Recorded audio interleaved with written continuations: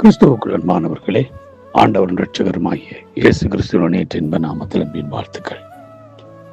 நாம் தொடர்ச்சியாக சிந்தை இன்டென்ஷன் தொடர்பாக நாங்கள் தியானித்து வருகிறோம். நேற்று தினத்தை பார்த்த வீணான சிந்தை எவ்வாறு நம்முடைய முற்காலத்திலே நம்ம செய்து கொண்ட குறியைகளை நமக்குள்ளே எப்படி கொண்டு வருகிறது என்பதை குறித்து நாங்கள் பார்த்தோம். இன்றைய நாள் நாங்கள் பார்க்க போகிறது, நம்முடைய வாழ்க்கையில் எந்த சிந்தையெல்லாம் இருக்கக்கூடாதுன்னு சொன்னாலும் இப்போ நம்ம எது நமக்கு இருக்க வேண்டும் என்று நம்ம பார்ப்போம். முதலாவது நம்ம பார்க்க போகிறோம் 1 கொரிந்தியர் 2:16 சொல்லுகிறது, கர்த்தருக்கு போதிக்கத்தக்க அவருடைய சிந்தையை அறிந்தவன் யார்? எங்களுக்கோ கிறிஸ்துவின் சிந்தை உண்டாயிருக்கிறது. அல்லேலூயா. நமக்கு என்ன இருக்கா? கிறிஸ்துவின் சிந்தை. நம்ம கிறிஸ்துவின் சிந்தை உடையவர்களாய் இருக்க வேண்டும். பரிசுத்த பவுல் சொல்றார், கிறிஸ்துவினுடைய சிந்தை உடையவர்களாய் நாங்கள் இருக்கிறோம். கிறிஸ்து இயேசு இந்த உலகத்தில் வாழ்ந்த பொழுது அவர் எப்படிப்பட்டவராய் சிந்தித்தாரோ, அவருடைய பிள்ளைகளாய் இருக்கிற நாமும் அவருடைய சிந்தை தரித்தவர்களாய் நாம் செயல்பட வேண்டியது மிகவும் அவசியமான ஒன்றாய் இருக்கிறது என்று வேதம் உங்களுக்கு கற்றுக் கொடுக்கிறது. பிலிப்பியர் 2வது அதிகாரத்திலே நாங்கள் பார்க்கும் பொழுது, அங்கே 2ஆம் அதிகாரம் 5வது வசனம் சொல்கிறது, அவன் தனக்கானவைகளில் பிறருக்கு கிறிஸ்துவின் இயேசுவில் இருந்த சிந்தையே உங்களிலும் இருக்க கடவுது. கிறிஸ்து இயேசுவில் இருந்த சிந்தையே உங்களிலும் இருக்க கடவுள். அதான் கிறிஸ்து இயேசுடைய சிந்தை என்ன?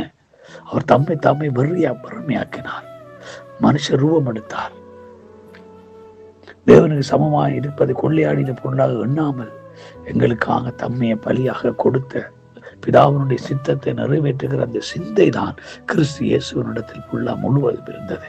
அவருடைய சிந்தை முழுவதும் பிதாவுடைய சித்தத்தை நிறைவேற்றி எங்களுக்காக ஒரு மீட்பின் வழியை உண்டு பண்ணுகிறது, எங்களை மீட்டு அவருடைய பிள்ளைகளாய் மாற்றுகிற அந்த சிந்தை முழுவதும் நிறைந்திருந்தபடினாலே அவர் அதுக்காக தம்மை ஒப்பு கொடுத்தார். ஆகவே அவருடைய பிள்ளைகளாய் இருக்கிற நாம இன்றைக்கு நம்ம எப்படி இருக்க வேண்டும்? 1 யோவான் 3ஆம் அதிகாரம் 6ஆம் வசனம் சொல்லுகிறது, அவர்கள் நிலைத்திருக்கிற வேணும், பாவம் செய்யவில்லை.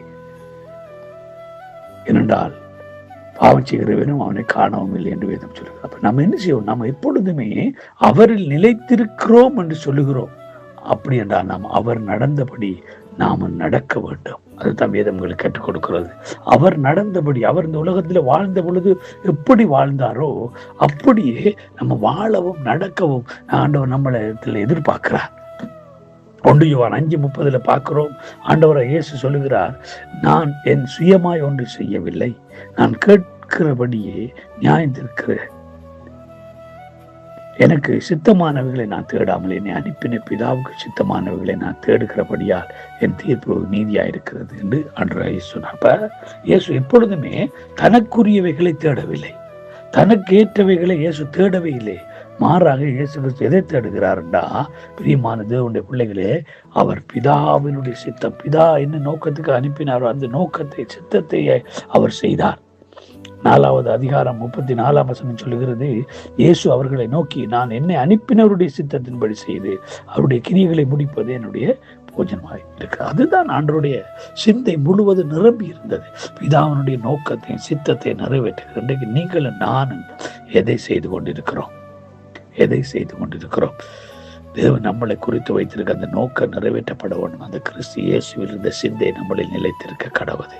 அந்த கிறிஸ்துவின் சிந்தையால் நாம் நிரம்புவோம், அவருடைய சித்தத்தை செய்வோம், அவருக்கு பிரியமாய் வாழ்வோம். கர்த்தர் தாம் ஒவ்வொருவரை ஆசீர்வதித்து நடத்துவாராக. God bless you all.